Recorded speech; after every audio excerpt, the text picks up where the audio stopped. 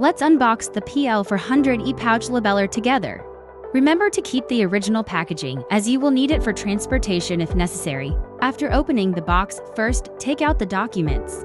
Inside, you will find a sample book with all the label materials available from DTM Print, along with other important documents such as information on free warranty extension. Next, let's take out the supply box. Inside, you'll find a few test pouches, the power cable to roll guides, and the label roll bar. Now, grab the handles to lift the PL400e out of the box. Underneath the device, you'll find the rewinder arm, which we also take out of the packaging. We now unpack everything from the plastic bags and remove the adhesive tapes.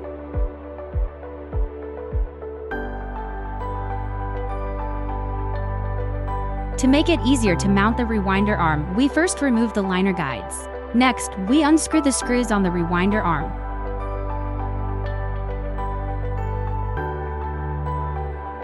To slide the rewinder arm into the opening, the round plastic plate shown here needs to be pressed down. So, we push the plate down, hold it in place, and slide the end of the arm into the opening.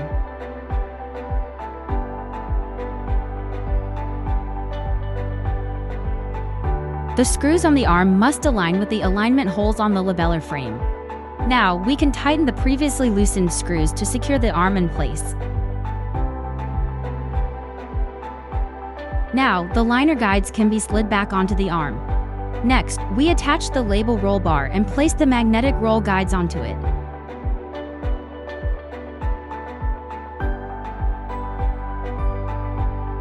Finally, simply plug the cable into the power adapter and connect the power cable to the PL400e.